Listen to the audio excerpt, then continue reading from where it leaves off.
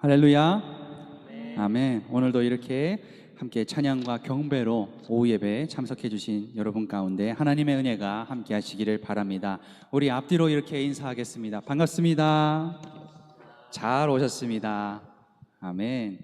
우리 함께 이 시간 찬양하면서 주 앞에 나아가려고 합니다. 우리 앞에 처음 찬양하는 찬송가는 이 86장 내가 늘 의지하는 예수인데요, 약간 조금 더 재미있게 찬양하면 어떨까 해서 색다르게 한번 불러보려고 합니다.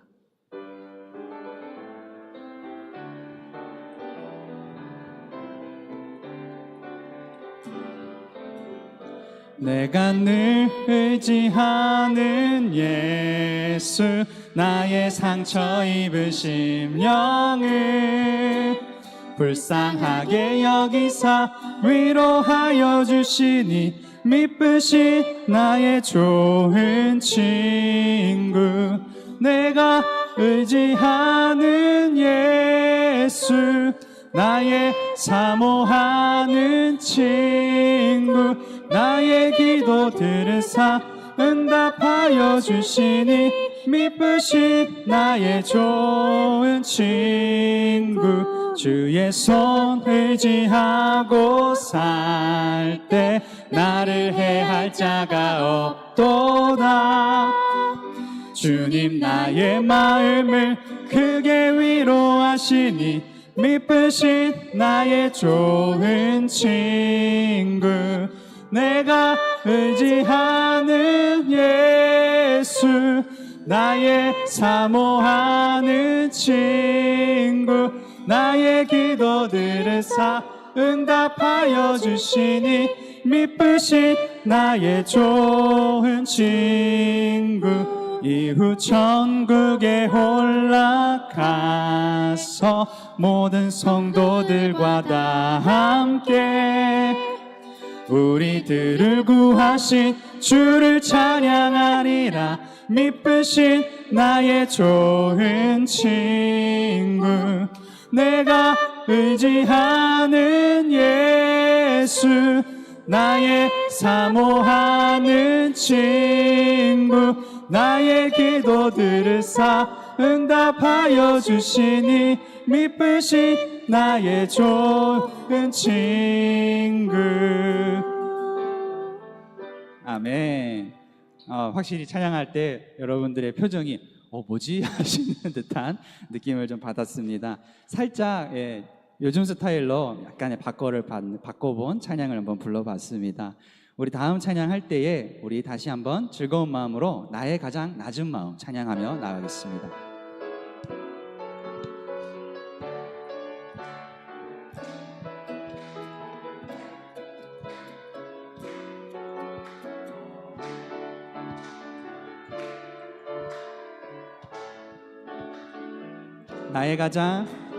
나의 가장 낮은 마음 주님께서 기뻐하시고 작은 일에 큰 기쁨을 느끼게 하시는도다.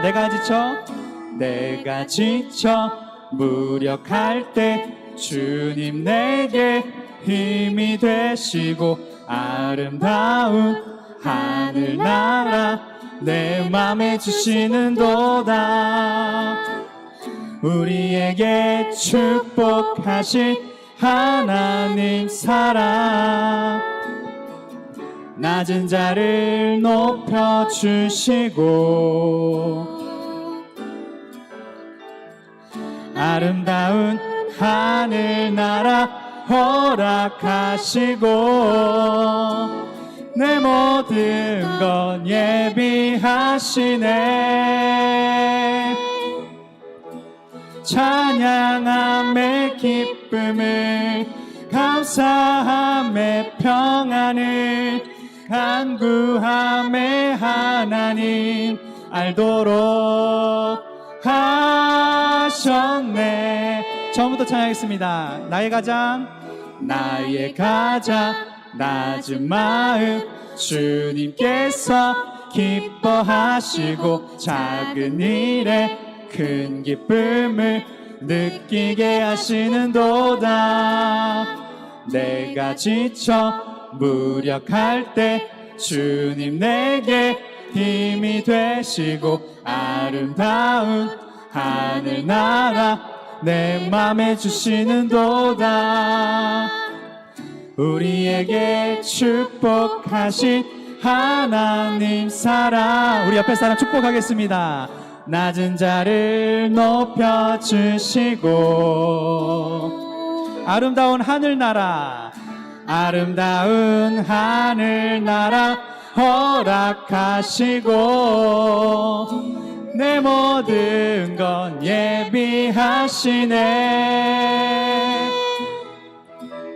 찬양함의 기쁨을 감사함의 평안을 간구함의 하나님 알도록 하셨네. 찬양함의 기쁨을, 찬양함의 기쁨을 감사함의 평안을 간구함의 하나님 알도록 하셨네.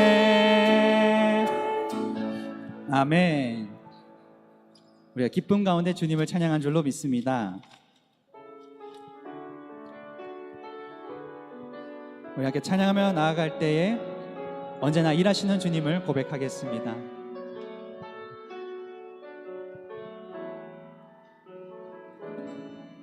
날이 저물어 갈 때 빈들에서 걸을 때 그때가 하나님의 때.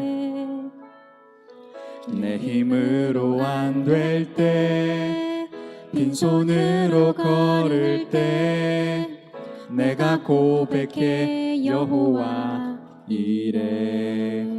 날이 저물어 갈 때, 날이 저물어 갈 때 빈들에서 걸을 때 그때가 하나님의 때. 내 힘으로 안 될 때, 내 힘으로 안 될 때 빈손으로 걸을 때 내가 고백해 여호와 이래. 주가 일하시네, 주가 일하시네, 주가 일하시네. 주께 아끼지 않는 자에게 주가 일하시네, 주가 일하시네. 신뢰하며 걷는 자에게. 우리 모인 이곳에, 우리 모인 이곳에 주님 함께 계시네. 누리네 아버지 은혜. 적은 떡과 물고기 내 모든 걸 드릴 때 모두 고백해 여호와 이래. 우리 모인 이곳에, 다시 고백합니다. 우리 모인 이곳에 주님 함께 계시네. 누리네 아버지 은혜. 적은 떡과 물고기, 적은 떡과 물고기 내 모든 걸 드릴 때 모두 고백해 여호와 이래. 주가 일하시네, 주가 일하시네. 주께 아끼지 않는 자에게 주가 일하시네, 주가 일하시네.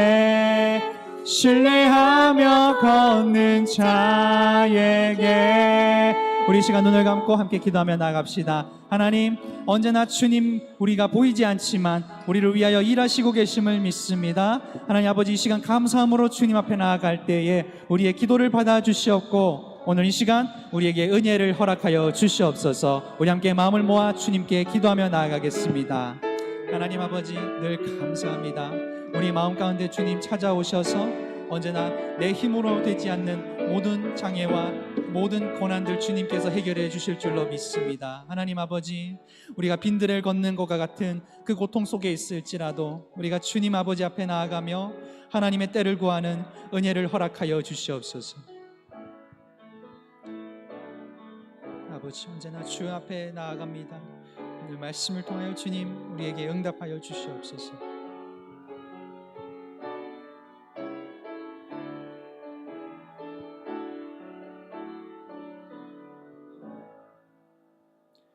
좋으신 하나님 아버지, 우리에게 모든 삶의 조건들을 허락하여 주시고 우리가 이 시간 주 앞에 나오게 하심을 참으로 감사드립니다. 우리가 예배를 드리며 주 앞에 찬양하며 나아갈 때에 우리의 감사를 받아 주시옵고 우리의 죄와 허물들 주님 용서하여 주시옵소서. 우리가 이 시간 아버지의 말씀을 듣고자 청종하고자 이 자리에 모였습니다. 이 시간 말씀을 들을 때에 주님 저희가 다시 복음 앞에 서게 하여 주시고 우리가 늘 주님 의지하며 살아갈 수 있도록 우리에게 또 다른 은혜와 믿음을 허락하여 주시옵소서. 언제나 우리가 주님이 나와 동행하심을 믿고 언제나 주님 앞에 나아가는 이 시간 귀한 은혜를 허락하여 주시옵소서. 모든 것에 감사드리오며 예수 그리스도의 이름으로 간절히 기도합니다. 아멘.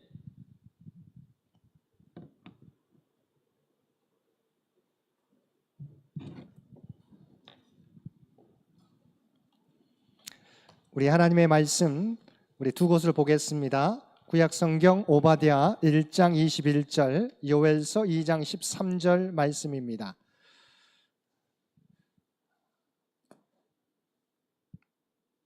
사실은 요엘서가 먼저 앞인데요. 그러나 우선 순서대로 오바댜 1장 21절 말씀, 제가 가지고 있는 성경 1286페이지, 성경마다 좀 다를 수 있을 것 같습니다. 그러나 아마 그 근처에 있으리라 생각하는데요. 구약성경 1286페이지 오바댜 1장 21절 말씀입니다.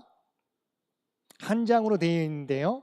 1286페이지 오바댜 1장 21절, 우리 한 목소리로 1장 21절 우리 함께 읽겠습니다. 구원받은 자들이 시온산에 올라와서 에서의 산을 심판하리니 나라가 여호와께 속하리라. 아멘. 한 장 더 보겠는데 앞쪽에 보면 1272페이지에 있는 요엘서 2장 13절 말씀, 1271페이지, 제가 가지고 있는 성경으로는 1271페이지 요엘서 2장 13절 말씀입니다. 요엘서 2장 13절 말씀, 우리 함께 요엘서 2장 13절 말씀도 우리 한 목소리로 함께 읽겠습니다. 너희는 옷을 찢지 말고 마음을 찢고 너희 하나님 여호와께로 돌아올지어다. 그는 은혜로우시며 자비로우시며 노하기를 더디하시며 인애가 크시사 뜻을 돌이켜 재앙을 내리지 아니하시나니. 아멘. 이 시간 이 예배를 위해서 우리 남신도 회원들 나오셔서 특별 찬송해 주시겠습니다.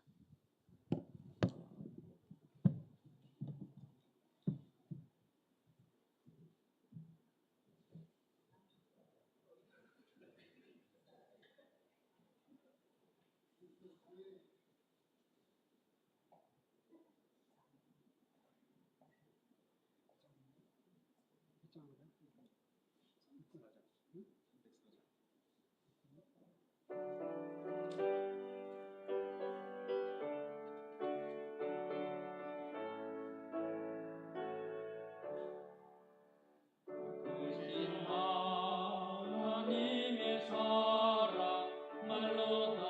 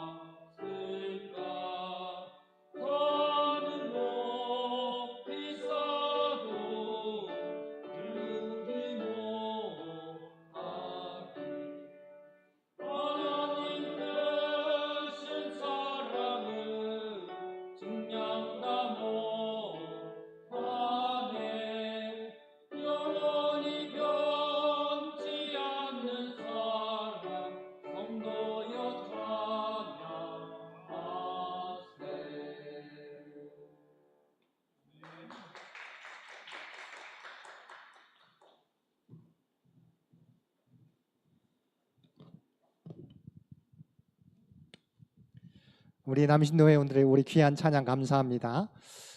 저희가 쭉 우리 성경 구약 성경을 전체적으로 지난 시간까지 말라기까지 사실은 살펴보았습니다. 제가 고민을 했습니다. 사실은 신구약 중간기로 넘어갈까, 그래서 신약 쪽으로 넘어가는 순서를 밟을까 하다가 그래서 좀 아쉬운 부분들, 우리가 구약 성경을 좀 우리가 돌아보고 있기 때문에 우리 선지서들을 한번 그래도 한번 짚고 넘어가야 되겠다 생각해서 특별히 선지서들 12권의 선지서들 가운데 오늘은 가장 먼저 있었던 여호사밧, 여호람, 이세벨 아합 왕 시대에 활동했던 그 선지서 두 선지서를 함께 우리가 살펴보는 시간 갖도록 하겠습니다. 그래서 우리가 전반적으로 구약 성경을 보게 될 때 우리가 역사 순으로 한번 쭉 저희가 배치를 하고 있습니다. 그래서 여러분이 항상 성경을 보게 될 때 한번 그것을 머리에 넣게 되면 우리 구약 성경이 이런 흐름 속에서 우리가 이렇게 배치가 되고 있구나라고 하는 부분들을 한번 여러분이 잡고 가면 훨씬 더 좋을 것 같습니다. 그래서 한번 지도를 통해서 반복해 보겠습니다. 여러분이 잘 알고 있는 말씀이죠.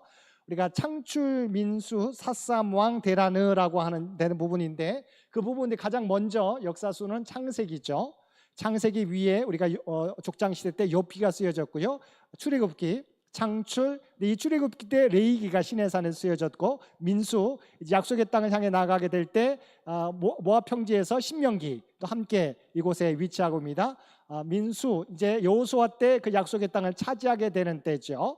그다음에 사사기, 우리가 왕이 오기 전에, 근데 이때 하나님께서 룻기를 통해서 보내주실 왕을 다윗 왕가를 통해서 보내주실 것을 약속해주고 있습니다. 그 다음에 우리가 왕이 세워지는 사무엘 상하, 다윗을 중심으로 이루어지고 있고, 그 다음에 이때 다윗이 중심이기 때문에 시편이, 그 다음에 열왕기 상하는 우리가 솔로몬 이후부터 분열왕국, 그 다음에 망할 때까지의 과정. 그래서 여기는 솔로몬을 중심으로 했을 때 전도서, 잠언, 아가서. 그래서 여러분 창출, 민수, 사삼, 왕, 이 역사적 흐름 순으로 보고 그 가운데 우리가 함께 쓰여졌던, 그 시대에 쓰여졌던 책들을 함께 넣게 되면 되겠습니다. 오늘 저희가 이 솔로몬 이후에 분열왕국, 그 다음에 북이스라엘 남유다가 멸망할 때 활동했던 12권의 선지서들을 앞으로 저희가 살펴볼 예정입니다. 이제 시드기야 왕 때, 남유다 시드기야 왕 때 멸망하게 되고, 이때 그 전에 우리 여호야김 때 다니엘과 에스겔이 미리 시드기야가 멸망하기 전에 이미 여호야긴 왕 때 포로로 끌려갔던, 이때부터 포로 시대가 시작됐다고 보는 거죠. 그때 포로 귀환해가지고 우리가 이때 첫 번째 1차 귀환할 때 에스오와 스룹바벨이 성전을 짓게 되지만 멈춰지게 될, 방해 공자로 멈춰지게 될 때 하나님께서 학개스가라를 통해서 성전 재건을 독려하게 되는, 그래서 성전이 완성되는 사건이, 그 다음에 있었던 사건이 뭐죠? 바로 에스더 사건. 1차 귀환했었던 에서와 스룹바벨과 2차 귀환했던 에스라 사이에 이 수상궁, 페르시아 제국에서 있었던 사건이 에스더 사건인 것을 우리가 지난 시간에 살펴보았습니다. 물론 이때 우리가 에스라가 돌아와서 2차로 귀환해가지고 창세기부터 이스라엘 역사를 다시 재조명하는 내용이 역대상, 역대하의 내용. 그래서 똑같이 역사를 다루지만 열왕기상하와 역대하는 최소한 70년의 차이를 가지고 있다라고 여러분 제가 말씀드렸죠. 그 다음에 우리가 에스라서 2차 귀환, 영적인 부흥운동 에스라서, 그 다음에 3차 귀환, 성벽, 느헤미야, 마지막 선지서는 말라기 선지서죠. 그래서 여러분이 마지막 이 활동했던 이때 이 포로 멸망하기 전에 이미 여호야김 시대 다니엘, 여호야긴 시대 에스겔 선지자가 포로로 끌려가서 바벨론에서 활동했던, 아직 멸망하기 전입니다. 완전히 멸망하기 전 때 이미 1차로 포로 갔던 이 다니엘, 에스겔서는 그때 쓰여졌고, 학개와 스가랴는 포로 완전히 끝났고 멸망한 다음에 70년이 지나서 고레스 칙령을 통해서 스룹바벨과 에스오아가 귀환해가지고 성전을 짓기 시작할 때, 잠시 방해 공제로 멈춰졌을 때 활동했던 선지자가 학개스가랴, 이것은 성전 재건에 대한 우리가 활동을 격려했던, 그래서 학개와 스가랴는 이때 포로 귀환, 1차 포로 귀환 때 활동했었던, 그 다음에 말라기는 느헤미야 3차 귀환 이후에 마지막 우리가 신구약 중간기 전에 이루어졌던 말라기. 그래서 우선 이 부분들을 여러분 이해하시면 되겠고, 그다음에 이 12권, 오늘 저희가 살펴볼 때 열왕기 상하의 12권을 이제 오늘부터 살펴볼 텐데, 그 시기를 한번 살펴보겠습니다. 자, 넘깁니다. 자, 그래서 먼저 크게는 우선은 누르지 마세요. 이 열왕기 하에, 열왕기 상하에 솔로몬을 중심으로 시작되지 않습니까? 왕상 1장 1장부터 그때 솔로몬이 죽고 르호보암과 여로보암으로 나누어지게 되죠. 왕상 15장에 남북 분단 스토리, 이게 물고기 모양이라고 합니다. 물고기, 이게 머리고 이쪽 하고 꼬리는 지느러미 이쪽인데요. 그래서 이 중간기에 보면 이때 우리가 오므리 에우 왕조 시대를 보게 되는데, 이것은 우리가 아합 왕, 오므리는 아합의 아버지죠. 아합 왕 스토리, 이때 활동했었던 선자는 엘리야와 엘리사 전쟁 스토리가 나오게 되는 거고, 이때 또 아합 왕의 후손들을 멸망시킨 것이 예후 왕조죠. 이때까지가 열왕기 하의 내용. 이때 여호사밧과 요람, 여호사밧이 그의 아들 요람과 아달랴를 결혼시킨 아합과 결혼시키는 내용이 때에 우리가 선지서가 오바다 요엘, 물론 이게 정확하지 않지만 일반적으로 오바다 요엘서가 쓰여졌다고 이야기를 하게 됩니다. 그래서 오바다 요엘서가 우리 첫 번째 살펴볼 시대 여호사밧과 요람, 여호사밧과 이 아합 왕과 이게 사돈 관계를 맺을 때, 그래서 우리가 애우기 쉽게 오열, 정말 비록 아합 왕 시대 그래도 여호사밧은 선한 왕인데 북이스라엘과 우리가 아합 왕과 사돈 관계를 맺었다, 이 시대를 우리가 좀 그것을 보면서 오열할 수밖에 없었다라고 해서 여러분이 애우기 쉽게 오바다와 요엘서가 이때 쓰여졌다. 그 다음에 물론 우리가 다음번에 살펴보겠지만 여로보암 2세는 북이스라엘 가운데 그래도 가장 강력한 왕권을 형성했던 때, 호세아 후아유, 우리가 호세아 아모스 요나가 활동했던 시대라고 우리가 이야기합니다. 호세아 아모스 요나, 우리가 다음 시간에 또 살펴보겠습니다. 그 다음에 북이스라엘이 저희가 살펴봤던 것처럼 호세아 왕 때 망하게 되는데, 제가 구분하라고 그랬죠. 호세아 왕과 호세아와 선지자를 구분해라. 여로보암 2세 때 활동했던 선지자는 호세아 선지자지만 북이스라엘 멸망할 때 호세아 왕은, 여기는 왕의 이름이다, 이때 멸망하게 되었고, 이때 남유다 왕은 히스기야 왕. 그렇지만 북이스라엘이 멸망했지만 남유다는 여전히 아직 왕들이 남아있죠. 그렇지만 140년 후에 멸망하게 되지만 이미 멸망해 가는 과정이다라고 해서 그렇게 외우시면 되겠습니다. 그래서 이사야와 미가가 이때 활동했었던 우리가 선지서다. 그러면서 히스기야 왕, 그다음에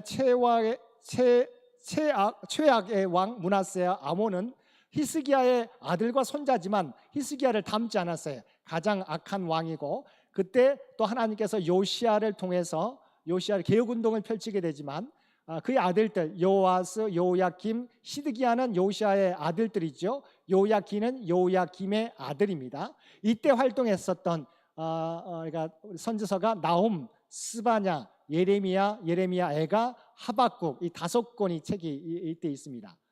나훔, 스바냐, 예레미야, 애가, 하박국 5권. 그래서 우리가 방금 살펴보았던 멸망하기 전까지의 선지서는 12권, 2권, 3권, 2권, 5권에서 12권이 되겠습니다. 그래서 이때 우리가 이 성경을 보게 될 때, 이 책들은 바로 오바다 요엘이 여호사밧 시대, 그 다음에 호세아 아모스 요나가 여로보암 2세 때, 그 다음에 이사야와 미가는 북이스라엘 멸망할 때 히스기야 왕 때 쓰여진 책이고, 나훔, 스바냐, 예레미야, 애가, 하박국은 이제 거의 남유다가 이제 멸망해 가는 과정 가운데 예레미야 시대에 활동했었던 선지자라고 보면, 그래서 이 12권을 여러분이 기억하시고 저희가 이 12권에 대해서 하나하나씩 살펴볼 텐데, 오늘은 바로 그 첫 번째 부분 오바다와 요엘을 통해서 한번 우리가 살펴보겠습니다. 넘기겠습니다.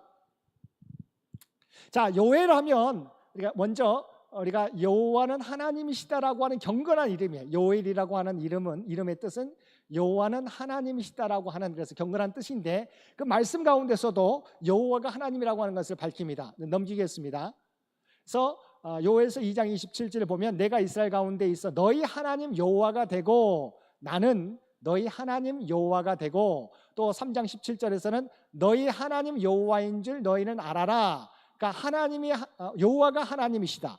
우리가 여호와가 스스로 계신 분이 바로 하나님이심을 드러내고 있습니다. 자, 요엘서가 언제 쓰여졌느냐? 자, 사실은 물론 이게 특별하게 어떤 시대적 배경이 나오지 않기 때문에 9세기, 우리가 살펴봤던 9세기 이 오바다와 요엘 이때 여호사밧의 아들 요람 시대 때 쓰여졌다고도 하고, 또 어떤 때는 6세기 우리가 남유다가 멸망한 때라고 하기도 하고, 아니 우리가 왜냐하면 좀 이따 살펴보겠죠. 여호와의 날, 하나님의 심판을 우리가 선포하고 있기 때문에 2세기 우리가 그때라고 보기도 하고, 그러니까 아까 멸망할 때, 남유다가 멸망할 때, 또 2세기의 여호와의 날이라고 생각하니까 이렇게 많이 이렇게 이야기하게 됩니다. 그래서 정확하지 않지만 많은 주석가들은 9세기 때 오바다와 요엘, 아합 왕과 여호사밧과의 그 정략, 우리 그 사돈관계를 맺었던 그 시대라고 이야기하게 되죠. 자, 넘기겠습니다. 그래서 사실은 그래서 요엘서를 왜 9세기로 보냐면, 이제 이 성경 배치도에 호세아, 요엘, 아모스이기 때문에 이 시대에, 물론 호세아, 아모스, 요나는 이제 그 뒤에 부분이긴 합니다만, 그러나 이때쯤일 것이다. 그래서 멸망할 때보다는 좀 앞선 시대, BC 한 9세기 정도라고 이야기하지만, 그러나 우선은 여러분이 이것은 시대를 초월한 말씀이라고 여러분 생각해도 되겠습니다. 자, 넘기겠습니다. 그래서 요엘서의 특징이 뭐냐? 네 가지인데, 먼저 크게는 세 가지라고 할 수 있습니다. 여호와의 날을 강조한, 여호와의 날은 우리가 심판이죠. 여호와의 날이 어떠할 것인가를 우리가 곤충들을 통해서 묘사하게 되고, 우리가 잘 알고 있는 사도들에게 중요한 예언서죠. 왜냐하면 우리가 오순절 날 성령이 임하게 될 때 이것을 베드로가 바로 요엘서의 말씀을 인용하기 때문에 사도들에게 중요한 예언서가 바로 요엘서고, 그런데 마지막 여호와의 날은 이제 심판의 날이잖아요. 그렇지만 그 날을 위해서 하나님께 우리가 회개하면 하나님께서 우리를 회복시켜 주신다. 비록 심판의 날이긴 하지만 이때를 준비하면서 우리가 회개하게 되면 하나님께서 회개하는 자들에게 하나님의 은총을 베풀어 주신다고 하는 이 네 가지 특징, 그러니까 크게는 세 가지죠. 여호와의 날을 강조하고, 사도들에게 성령의 역사에 대해서 예언해 주고 있는 것들이 영향을 주었던 우리의 책이고, 회개의 중요성을 강조한다. 회개를 통해서 하나님께서 회복시켜 주신다고 하는 것을 강조하고 있는 책이 요엘서다. 넘기겠습니다. 여호와의 날 넘깁니다. 여호와의 날을 강조하고 있는데, 여호와의 날은 뭡니까? 종말에 이를 심판의 날이죠. 우리가 생각하는 여호와의 날은 슬프다, 그날이야 여호와의 날이 가까웠나니 곧 멸망같이 전능자에게로부터 이르리로다. 그래서 요엘서의 전체 주제는 여호와의 날이에요. 여호와의 날은 종말에 이를 심판의 날이다. 그래서 넘깁니다. 많은 군대를 보내줄 것이다. 그래서 이때 요엘서 2장에 보게 되면 많고 강한 백성이 너에게 이르게 될 것이다. 많은 군대를 통해서 하나님의 여호와의 날에 공격이 있게 될 것이다 라고 하는 거, 하나님의 심판이 임하게 될 것이다. 넘기겠습니다. 자, 그래서 이 부분이 이제 이 군대라고 하는, 하나님이 보낸 군대가 어떻게 될 것이냐, 메뚜기, 느치, 황충, 팥중이 상징적인 의미가 있습니다. 자, 이들이 왔을 때 완전히 초토화되는, 국가가 완전히 초토화되는 것처럼 여호와의 날에 임하게 되는 그런 모습에 대해서 말씀해 주고 있죠. 근데 이것을 누가 보내요? 내가 전에 너에게 보낸 큰 군대, 이것을 진두지시한 분은 하나님이시다라고 하는 거죠. 넘기겠습니다. 그래서 내가 전에 너에게 보낸 모든 것의 통치자는 하나님이시기 때문에 그 누구도 이것을 막을 수 없는 거죠. 하나님의 날이 임하게 되면 하나님이 이것을 계획하시고 보낸 거기 때문에 이것을 우리가 방해할 수도 없다, 무찌를 수도 없게 된다고 하는 것이 여호와의 날을 강조하고 있는 요엘서의 특징입니다. 두 번째, 여호와의 날을 묘사하게 되는데 상징적입니다. 여기서 보게 되면, 그래서 우리가 여호와의 날을 우리가 팥중이가 남긴 것을 메뚜기가 먹고, 메뚜기가 남긴 것을 느치가 먹고, 느치가 남긴 것을 황충이 먹었도다. 우리가 출애굽 당시에 메뚜기 재앙이 있었잖아요. 메뚜기 재앙이 불어닥치며 모든 먹을 것들을 다 우리가 사라지게 만들게 되니까. 그래서 근데 이 뭡니까? 메뚜기만이 아니라 뭐예요? 팥중이도 등장하고, 메뚜기도 등장하고, 느치도 등장하고, 황충. 그러니까 뭐냐면 완전한 초토화가 될 거라고 하는 거죠. 메뚜기 하나만이어도 엄청난 재난인데, 이 네 가지 짐승들이, 네 가지 곤충들을 통해서 하나님의 심판이 임하게 되면 그것은 재앙과 같은 메뚜기 때와 같이 완전히 초토화가 될 것이다. 넘기겠습니다. 그래서 그 여호와의 날은 우리가 피할 수 없는, 그래서 완전히 초토화가 되는 하나님의 심판이 이르게 될 것을 말씀해 주고 있고요. 세 번째는 사도들에게 중요한 예언서, 아까 말했던 베드로와 사도 베드로와 바울이 중요한 예언서인데, 사도행전 2장에 보게 되면 베드로가 설교하게 되잖아요. 넘기입니다. 베드로가 사도가 전한 메시지에 인용하고 있는 부분이 요엘서예요. 왜냐하면 우리가 잘 알고 있는 것처럼 그들이 예수 그리스도의 약속에 따라 예루살렘에 머물면서 마가의 다락방에서 하나님이 약속하신 성령을 기다리며 기도하게 될 때 오순절날 성령이 임하게 되지 않습니까? 넘깁니다.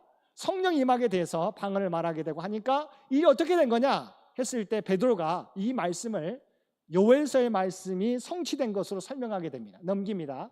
그래서 이 사건이 어떻게 된 거냐, 오순절 성령 마가의 다락방에 임한 성령의 역사는 이미 요엘서 2장 28절에서 32절에 말씀하고 있는 이 예언의 성취다.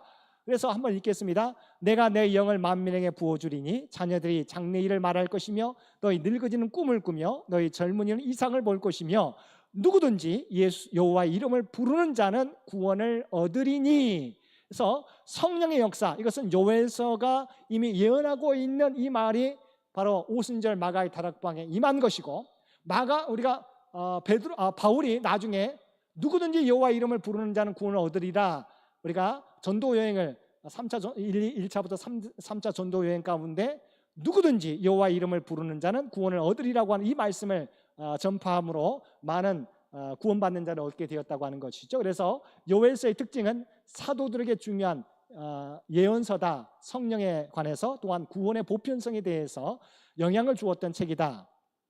넘기겠습니다. 마지막은 이게 하나님의 심판이지만 뭐예요? 회개의 중요성.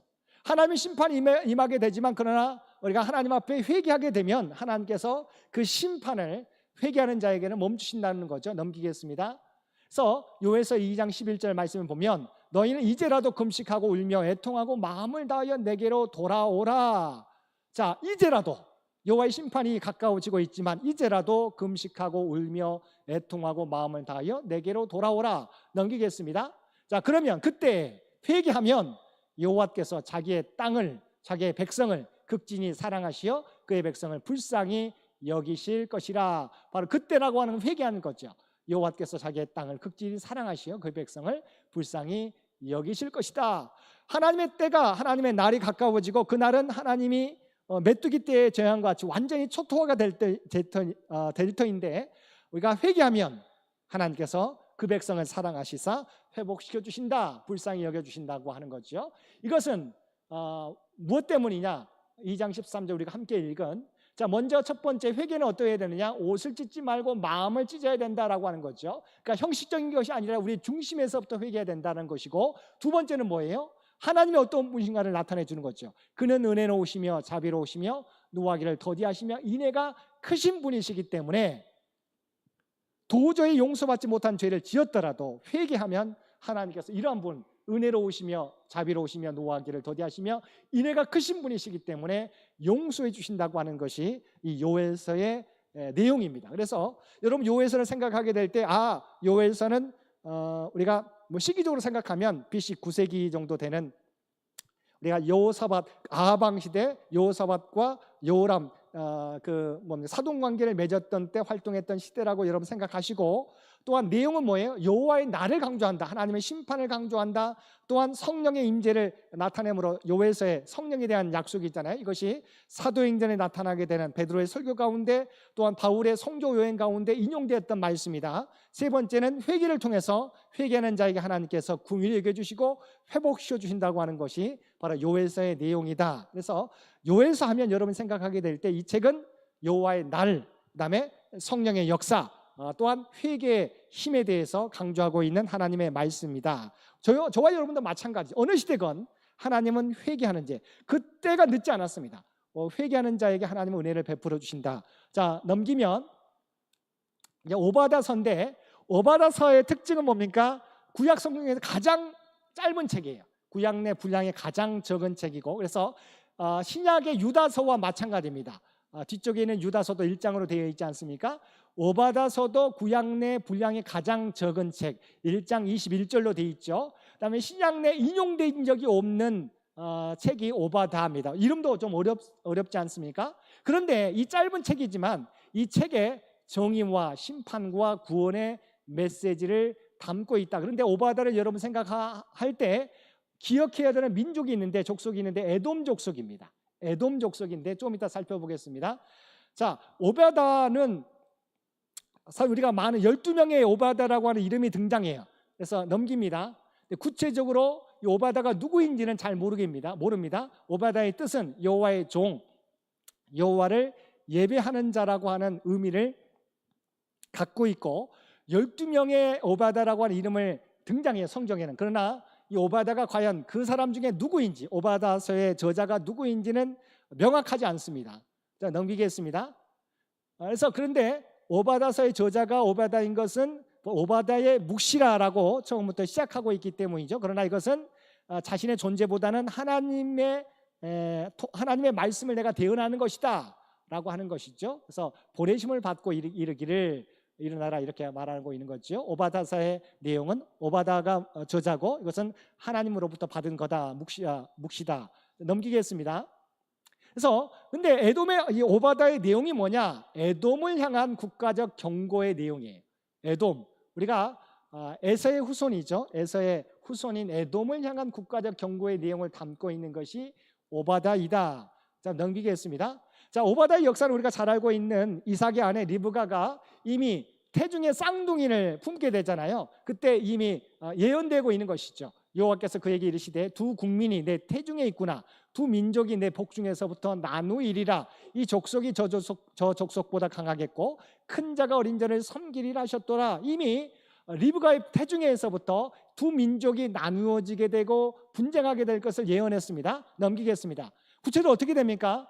이 동생이었던 형 에서를 사냥하러 왔던 배고파하는 형 에서에게 야곱이 팥죽을 끓여서 장자권을 뺏은 것으로부터 그 약속이, 그 분쟁에 대한 것이 시작되는 거죠. 근데 이 에돔이라고 하는 것은 북다라고 하는 의미예요. 그래서 에서가 원했던 팥죽이 붉은색이어서 에돔으로 이야기하게 되고 그 이후에 에돔 족속은 이 세일 땅에 거주하게 되는데 세일이 털이 많다라고 하는 의미, 에서의 의미하고 비슷하게 됩니다. 그래서 어찌됐건 북다라고 하는 의미의 에돔 족속이 되었다. 그다음에 이들은 넘깁니다.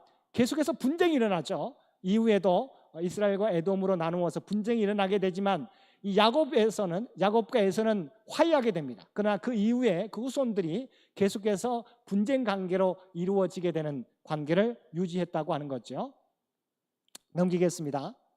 그래서 이 유다와 에돔의 관계를 구체적으로 성경에서도 많이 등장합니다. 그래서 대표적인 것이 시편 137편 7절 예루살렘이 멸망하게 될 때 에돔이 예루살렘이 철저하게 멸망할 것을 바랬다는 거죠. 그래서 그 말씀을 읽으면 여호와여 예루살렘이 멸망하던 날을 기억하시고 에돔 자손을 치소서. 왜냐하면 그들의 말이 헐어버리라 그 기초까지 헐어버리라 하였나이다. 그러니까 예루살렘이 멸망하는 것을 보면서 에돔 족속이 어떻게 했어요? 우리 형제 족속인데 왜 안타깝게 됐다고 하는 게 아니라 헐어버리라 그 기초까지 헐어버리라고 사실은 유다 민족의 멸망을 원했던 것이 바로 에돔 족속이었다고 하는 거죠.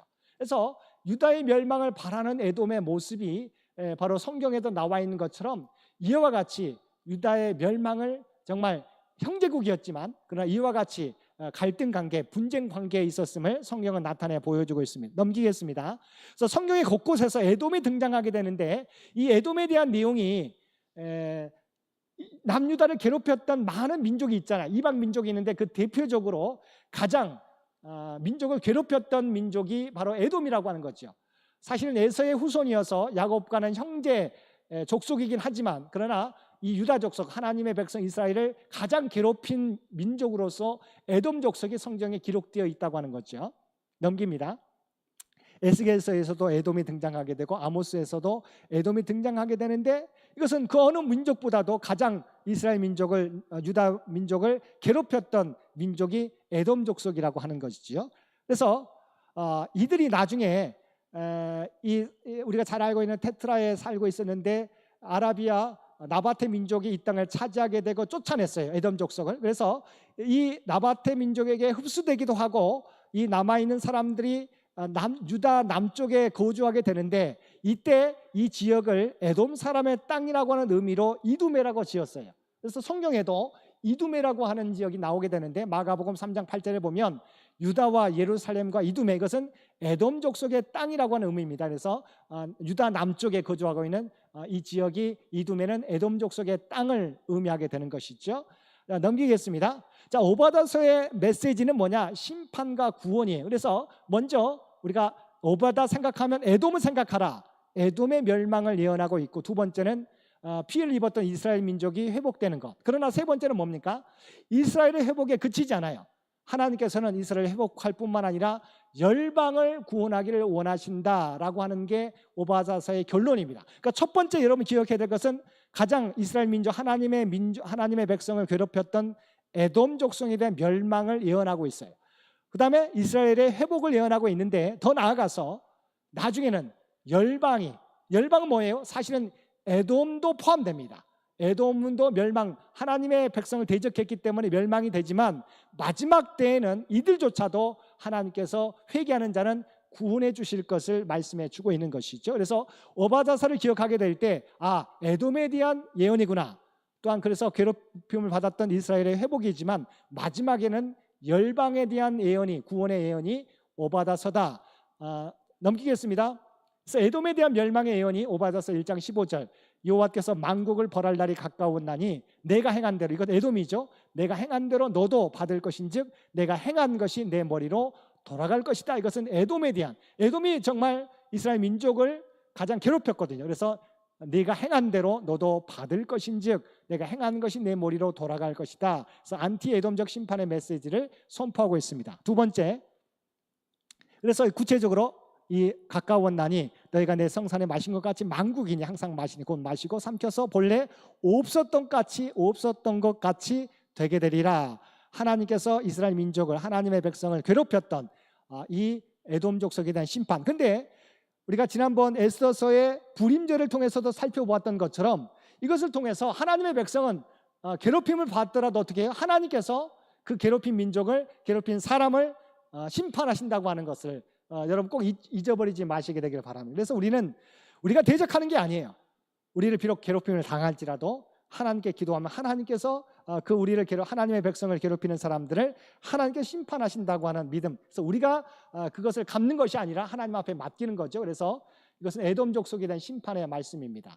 두 번째, 이스라엘의 회복에 대한 예언이 담고 있는데 1장 20절, 사로잡혔던 이스라엘의 많은 자손은 가나안 사람에게 속한 이 땅을 사르밧까지 회복된다는 거죠. 사로잡혔던 이스라엘 백성들이, 예루살렘에서 사로잡혔던 자들, 곧 스바라서 있는 자들은 네겝의 성읍들을 얻을 것이다. 괴롭힘을 당했지만 이스라엘 백성들이 회복되게 될 것을 말씀하고 있습니다. 마지막은 넘깁니다. 그런데 중요한 것은 구원받은 자들이 시온산에 올라와서 예수의 산을 심판하니 나라가 여호와께 속하리라. 우리 함께 읽었던 말씀이죠. 그런데 하나님의 계획은 뭡니까?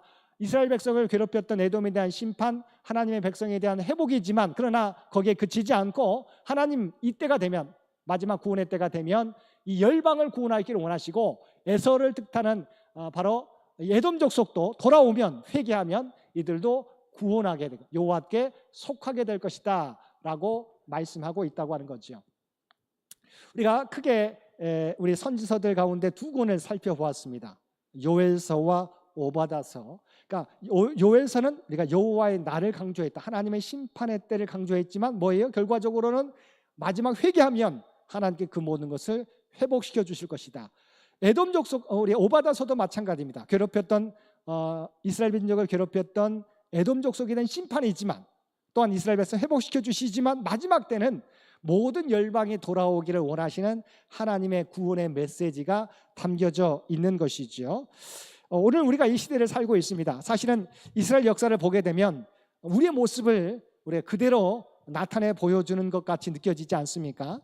그러니까 사실은 반복되는 것 같아요. 이스라엘 민족만의 모습이 아니라 믿음을 가지고 살아가는 우리들의 모습을 이미 이스라엘 역사를 통해서 보여주고 있는 것이죠. 그런데 분명한 것은 뭐예요? 하나님은 마지막 심판의 때가 있다. 여호와의 날이 점점 더 가까워오고 있다.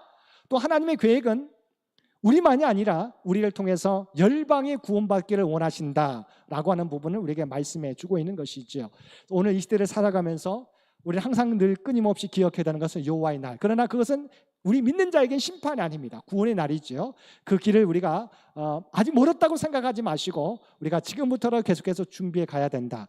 열방을 구원할 사명이 또한 우리에게 있다고 하는 사실을, 비록 우리를 힘들게 할지라도 우리는 그들을 위해서, 그들의 구원을 위해서 함께 기도하고 우리가 포기하지 않고 우리가 복음을 전해야 된다고 하는 사실을 잊어버리지 마시게 되기를 바랍니다. 오늘은 여기까지 살펴보겠습니다. 오늘 주신 말씀을 통해서 우리가 서 있어야 될 자리는 어디 있는가, 우리의 사명이 무엇인지를 다시 한번 깨닫고 결단하는 저와 여러분이 되시기를 바랍니다. 함께 기도드리겠습니다. 사랑과 은혜가 충만하신 아버지 하나님, 요엘서와 오바다서의 말씀을 통해서 하나님의 때가 점점 가까워오고 있는데 우리의 사명이 무엇인지 다시 한번 깨닫게 해주시니 진심으로 감사드립니다. 아버지 하나님, 우리가 복음을 전하게 될 때 우리를 괴롭히는 많은 사람들, 민족이 있겠지만 그러나 하나님께서 그들을 대응해 주시고 또한 마지막 때에 하나님의 백성들을 구원해 주실 줄로 믿습니다. 바라기는 주님의 마음, 열방을 구원하시기를 원하시는 마음을 우리에게 품게 하여 주시옵소서. 그래 우리만 구원받는 것이 아니라 아버지 하나님, 모든 민족을 구원하시기를 원하시는 그 뜻을 따라서 때를 얻든지 못 얻든지 복음을 전파하며 살아가게 하여 주옵소서. 또한 하나님은 회개하는 자에게 마지막 때까지 포기하지 않고 구원하심을 믿습니다. 아버지 하나님, 소망이 없다고 우리가 여기지 않게 도와주옵시고 그들에게도 우리가 복음을 전하는 것을 멈추지 않는 우리 모두가 되게 하여 주옵소서. 이 모든 간구 우리를 구원하여 주신 예수님의 이름으로 간절히 기도드리옵나이다. 아멘. 우리 다 함께 찬송 276장 함께 찬송 부르시겠습니다.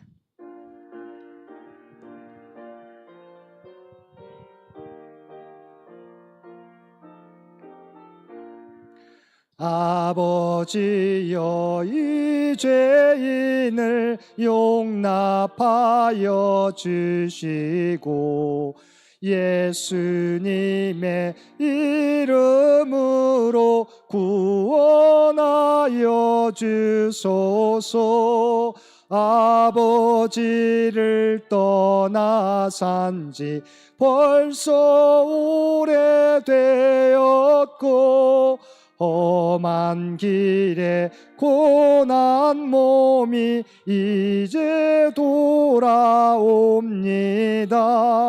전에 하던 헛된 일을 애통하게 여기고 겸손하게 엎드려서 용서하심 빕니다.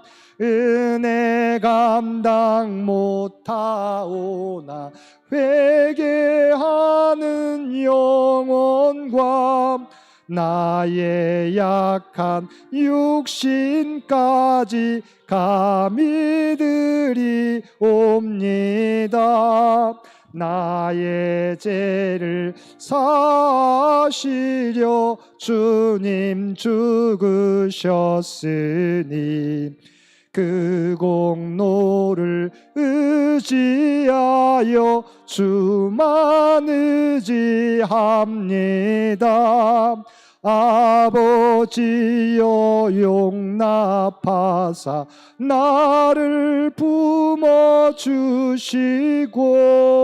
주의 사랑 품 안에서 길이 살게 하소서.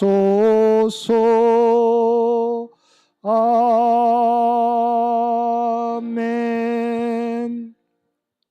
이제는 우리 주 예수 그리스도의 은혜와 아버지 하나님의 극진하신 사랑하심과 성령님의 세상 끝날까지 우리와 교통하시며 인도하시는 놀라운 구원의 역사가 오늘 주신 말씀을 따라 여호와의 날이 점점 더 가까움을 깨닫고 하나님의 마음을 품고 열방을 품고 마지막 때까지 주의 복음을 전하며 살아가겠노라고 결단하며 세상 가운데 나아가는 사랑하는 주의 백성들과 그의 가정과 산업의 터전 위에 이제로부터 영원토록 함께해 주시기를 우리 주 예수님의 이름으로 간절히 축원하옵나이다. 아멘.